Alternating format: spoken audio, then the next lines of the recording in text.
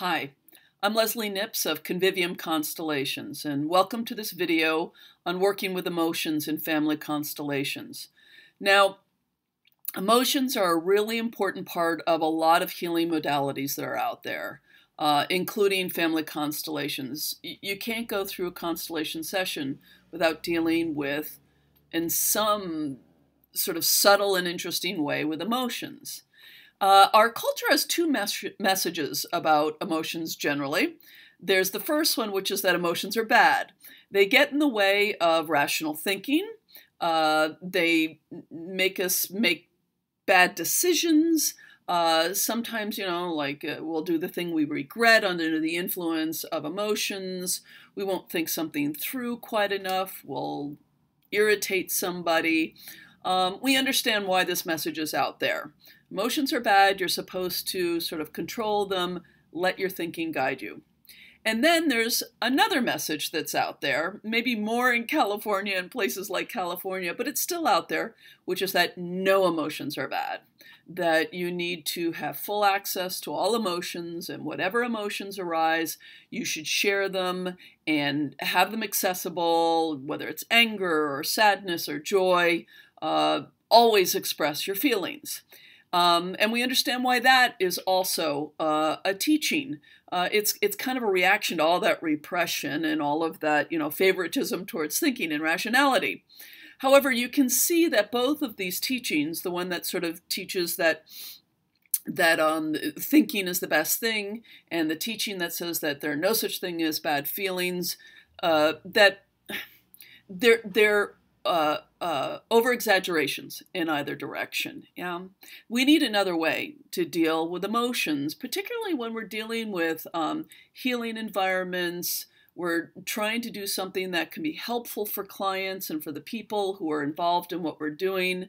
How do we attend to feelings, particularly in a situation in which the client has a problem? That's what they've come to us for. They have a problem, and which has a really good chance of being connected to some kind of trauma, in which, of course, emotions are really expanded, much bigger sometimes than the normal run-of-the-mill feelings that we might have to deal with. What is a way to deal with this? One answer comes from Bert Hellinger, the founder of Family Constellations work.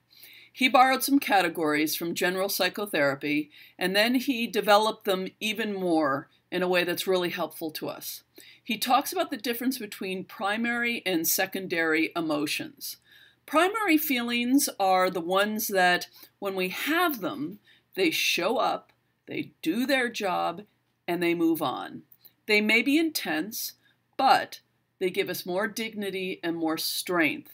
And they really do feel like they're there for a purpose. As we have them, people tend to be attracted to us. They want to help us or support us or be connected to us through that experience. Secondary feelings, on the other hand, are quite different. They tend to kind of spin and spin. Their assertion tends to be, I'm helpless, nothing can help, and therefore the feeling, instead of having a conclusion or an end, actually keeps itself going. It's a bit of a perpetual motion machine. Sorry for the pun there. And after a while, they tend to push people away.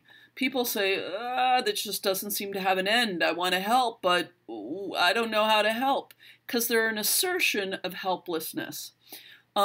We can have either kinds of feelings. We can have joy that's kind of secondary or primary. We can have sadness that's kind of secondary, kind of primary.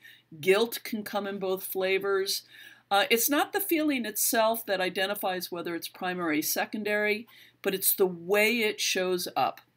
And anyone who's worked with Bert Hellinger knows he was a master at helping people move into their primary feelings and stay there.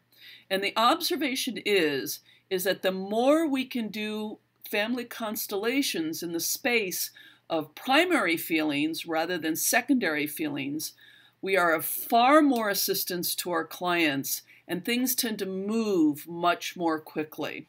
And so it's really important for a family constellation facilitator, as well as other healing practitioners of all kinds, to be able to tell the difference between these two different kinds of feelings and to be able to assist their clients in moving from secondary feelings into primary feelings. Yeah?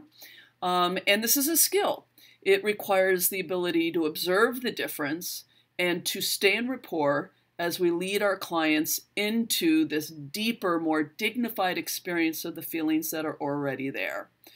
This is something that I help my clients and my students with, representatives at my Constellations, and it's something I do for myself.